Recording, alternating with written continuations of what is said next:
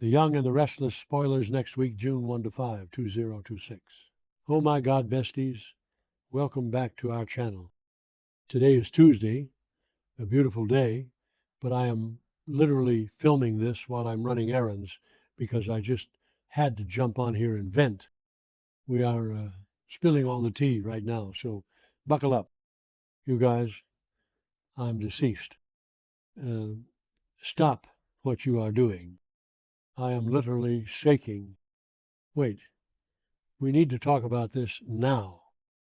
I was mid-skincare last night, literally had a charcoal mask smeared all over my face and my expensive Persian rug, and I had to yeet my phone across the room because the sheer audacity of this week's Genoa City drama has genuinely broken my brain. I am physically vibrating from the stress. We're not just watching this show, we are invested. Like, I am personally offended by basically everything that just went down, and my soul has actually left my body. Send help. I am standing in the middle of the grocery store aisle, clutching my chest, because I cannot handle the gravity of these events. I am too unwell. This is not a drill. Let's just dive straight into the Abbott mansion because it is a straight-up disaster zone right now, and I am living for the chaos, but also deeply traumatized. Diane Jenkins Abbott is missing, like vanished without a trace, gone with the wind, poof. And Jack Abbott is running around looking like a lost puppy who just realized he left the stove on. Vashti, be for real right now. Jack genuinely thought he could just play house with Nikki Newman and Patty Williams, which is honestly so unhinged, and Diane would just sit there, sip her tea, and take it. Absolutely not. The woman has faked her own death before. She is not an amateur. But wait, backtrack for a second. I missed a step. Kyle Abbott basically dropped the most heartbreaking piece of evidence that proves Diane didn't just pack her designer bags and go on a spontaneous spa retreat to Europe. Oh, hold on. I should have mentioned this earlier, but Kyle pointed out that Diane and little Harrison were literally in the middle of memorizing lines for his school play. They were practicing every single night. They even had a secret code word figured out just in case Harrison forgot his lines on stage and froze up in front of the audience. A secret code word, you guys. Diane would never, ever, in a million years, abandon her precious grandson right before his big performance. That is a sacred grandmother-grandson bond. The fact that she is gone means something deeply sinister is going on. Did I say that yet? My brain is mush. Moving on, but seriously, the stakes are astronomical right now. I am spiraling over the fact that Jack hasn't even called the cops yet to demand a citywide manhunt. Like, file a missing persons report, Jack. What are you doing pacing the living room? And let's be entirely honest for a second, Jack Abbott has been walking on thin ice for months. Diane has put up with so much nonsense, from the endless corporate drama to the constant threat of Victor Newman breathing down their necks. But catching Jack in compromising situations not once, but twice, first on a boat with Patty, and then with Nikki Newman of all people? Diane is a proud woman. She is not going to just smile and nod while her husband plays musical chairs with his exes. The fact that she vanished right after that blow-up is giving major "I am plotting your absolute destruction" energy. I am terrified of what she is planning. Is she gathering evidence? Is she teaming up with Victor to stage a massive corporate coup? I am literally shaking, at the thought of Diane walking back into that mansion in a killer pantsuit, holding divorce papers and a hostile takeover bid. And don't even get me started on the vibes over at Patty Williams' place. Jack actually had the nerve to go confront Patty and accuse her of doing something to Diane. Now, we all know Patty is officially on my do not perceive list. I am so done with her chaotic energy. She is a walking red flag who has literally poisoned people. Never forget what she did to Summer Newman and caused literal cinematic mayhem in the past, so my trust issues are flaring up to maximum capacity. But she straight up looked Jack in the eye and swore she had absolutely nothing to do with Diane's disappearance. Do we believe her? I mean, Patty is obsessed with Jack, so taking out the competition is totally in her wheelhouse. But honestly, part of me thinks Victor Newman might have something to do with this.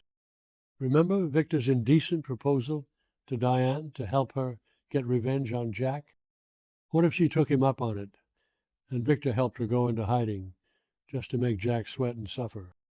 I'm literally hyperventilating right now just thinking about the psychological warfare of it all. Wait, I'm glitching. Okay, back to the main event.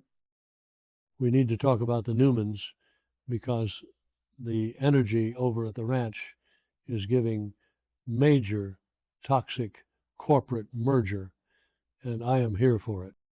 Victor Newman is currently trying to bargain with Nikki Newman over the fate of Matt Clark. Yes, you heard me correctly. Victor and Nikki are at odds, and the tension is so thick you could cut it with a butter knife. Nikki is traumatized. She was literally screaming in the hospital after Nick crashed his car into a cliff. So, of course, she wants Matt gone, eliminated, wiped off the map forever. But Victor is basically sitting in his leather chair, stroking his mustache. By the way, did anyone else notice how the lighting in Victor's office always makes him look like a Batman villain? It's so distracting. Like, who chose those lamps? Are they from Pottery Barn? Anyway, snapping back to the tea, Victor is actually hesitating. He told Adam that he doesn't know what to do with Matt yet. Victor Newman, the ruthless billionaire, is hesitating. Why is Victor hesitating, you ask? Because of the most insane, world-ending tea ever. Matt Clark is claiming amnesia. And not just any amnesia, he is acting like a completely blank slate, an innocent little lamb. And Nick Newman, sweet, traumatized, recently crashed his car into a cliff, struggling with fentanyl. Nick Newman went to confront Matt to finally get revenge. Nick was ready to throw hands. Okay. He was ready to end it all, right there in the room. But when he got there, Matt didn't fight back.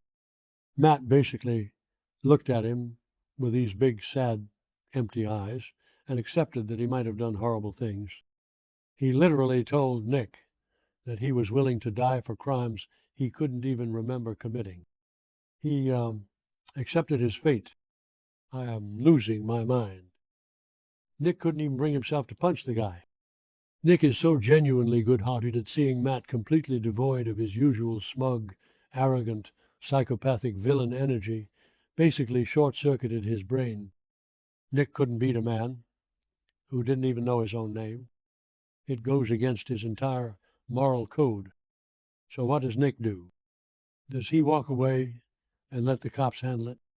Does he let Victor's security team handle it? No. Nick Newman, in all his unhinged glory, decides he is going to go on a mission to help Matt Clark regain his memories. I am screaming into my pillow right now. Nick is trying to play therapist to the man who literally ruined his life, pushed him back into a drug addiction, locked him in a storage room, and almost got him killed in a fiery car crash. Bestie, be for real, right now. You cannot rehabilitate Matt Clark. But Nick is legit, sitting there, trying to jog Matt's memory, trying to find the truth hidden inside Matt's broken brain. It is a high-octane psychological masterpiece, but it is also destroying my central nervous system. I am physically unwell. My heart rate is through the roof. I feel like I need to be hospitalized just from watching this dynamic unfold. Is Matt faking it? We all know Roger Howarth is an absolute legend of a soap actor, and he plays these complex, twisted characters so perfectly that you genuinely cannot tell when he is lying. If Matt is faking this amnesia to save his own skin and manipulate the Newmans, it is the most brilliant, manipulative, psychotic move in the history of Genoa City. And if he's not faking it, if Matt is genuinely a changed man who doesn't remember his own evil deeds, that is almost worse, because it means Nick is going to get attached to this new, innocent version of Matt, only for the old, evil Matt to eventually wake up one day and wreck everything all over again. I'm calling it right now. The villain arc is about to go nuclear, manifesting a total dumpster fire by the next update. Victor and Nikki are going to tear their marriage apart, arguing over what to do with this guy. Nikki is going to lose her absolute mind when she finds out Nick is trying to help Matt, remember, instead of throwing him in a dark hole. And Victor? Oh, you guys, I have a prophecy. Victor is going to look at this amnesiac Matt Clark, see a completely moldable, highly capable, dangerous man who now owes his life to the Newmans, and Victor is going to make Matt his new right-hand man. He is going to hire him. Can you even imagine the absolute chaos if Matt Clark starts working at Newman Enterprises?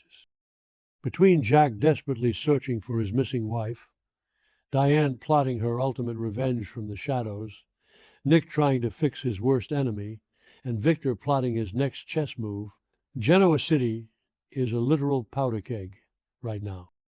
I am genuinely terrified for next week. I need to go lie down, put a cold compress on my forehead, and stare at the ceiling for a few hours to process this, because my grip on reality is slipping. Let me know in the comments if you guys are as unwell as I am, because I need a support group for this level of stress. Genuinely, send help.